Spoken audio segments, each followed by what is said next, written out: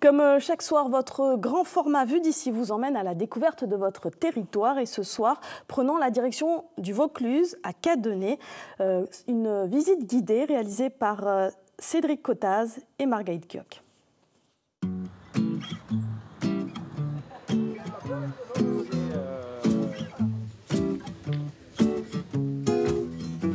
Ici, aux portes du Luberon, les 4000 habitants de Cadenet ne manquent pas de boutiques pour faire leurs emplettes.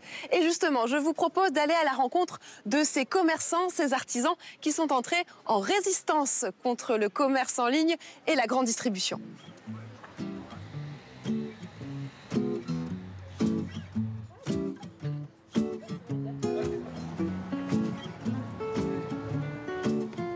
Bonjour Antoine. Bonjour. C'est étonnant de trouver une librairie dans une ville de 4000 habitants.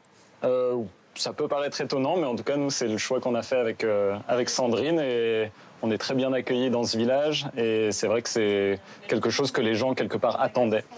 Et les gens viennent à la librairie parce qu'on entend souvent que les libraires sont en concurrence avec le commerce en ligne, particulièrement. Nous, on propose un lieu physique avec des gens, des humains, du conseil. Et ça, c'est quelque chose qu'Internet, à notre sens, pourra jamais offrir. Alors c'est l'occasion aussi de découvrir des auteurs du coin. Je crois qu'il y a un auteur jeunesse qui habite Cadenet. Bah oui, on est gâtés. On a Antonin Louchard, qui est un auteur jeunesse bien connu maintenant, bien installé, et qui d'ailleurs sort un nouvel album cette semaine et il va venir ici à la librairie le présenter, le dédicacer. Et c'est quelqu'un qui, dans le village, est bien connu aussi. Et il fait un super boulot pour les enfants et pour promouvoir son travail. Donc qu'est-ce que c'est que ce livre? Est-ce que vous pouvez me... Et là, c'est Nosferatiche le maudit. C'est l'histoire de ce petit lapin.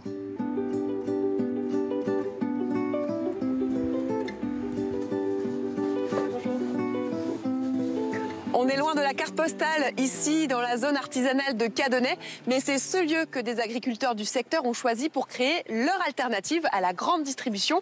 Venez, on va les rencontrer.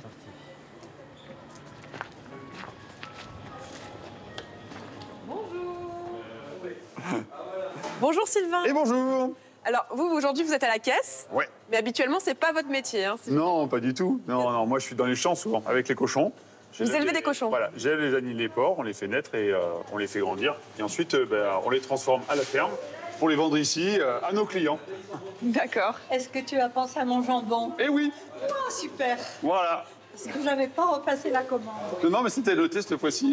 D'accord. Voilà, je m'occupe de ça. Alors, expliquez-moi quel est le principe ici, comment ici, ça... on est dans un magasin où il n'y a que des producteurs qui sont comme moi, qui fabriquent, soit qui faisons pousser des légumes ou qui élevent des animaux. Et ensuite, on met notre production en vente là dans le magasin et on a acheté le magasin ensemble.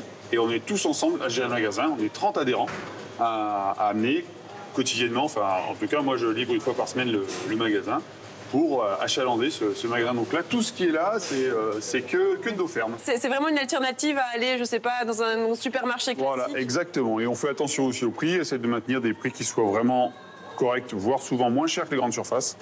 On peut être, la plupart du magasin est en bio. Il y a quelques productions qui ne le sont pas, mais on fait attention à ce que ce soit un peu raisonné et on incite les producteurs à passer en bio si c'est possible. Et pourquoi vous avez voulu créer cet endroit, justement, ce magasin? C'est super intéressant pour nous parce que moi, je vends uniquement sur les marchés habituellement. Et là, on se retrouve avec un magasin qui, même quand il pleut, même quand il fait trop chaud, qui peut être ouvert, qui est ouvert toute la semaine. Ça, c'est important. Du mardi même le dimanche matin pendant l'été, on est ouvert. On est ouvert de 9h jusqu'à 19h et donc ça nous permet de toucher plus de clients. Et surtout, ça nous permet d'être ensemble et de faire une sorte d'alliance entre producteurs. Ça, c'est super agréable. Et oui, vous pouvez vous installer au jardin. Là. C'est bien. Pardon, bonjour. Oui. Pourquoi vous venez ici, vous, madame? Parce que c'est un peu chez moi. Comment ça? Parce que j'ai participé, je suis actionnaire, enfin actionnaire, comme on dit. Tu as participé au financement participatif. Au financement participatif, parce que je voulais qu'ils viennent s'installer là, comme j'habite à quelques kilomètres, et voilà. Direction maintenant les champs autour du village. Nous partons à la rencontre d'habitants déterminés à faire revivre la tradition de l'osier et de la vannerie à Cadenet. Alors Claire, ici on est sur un champ d'osier qui a été planté par les habitants de Cadenet. Exactement. Est-ce qu'on peut regarder un petit peu à quoi ça ressemble vraiment de près l'osier? Alors, Là, vous avez un plan. Et tous les ans, il faut le couper à ras.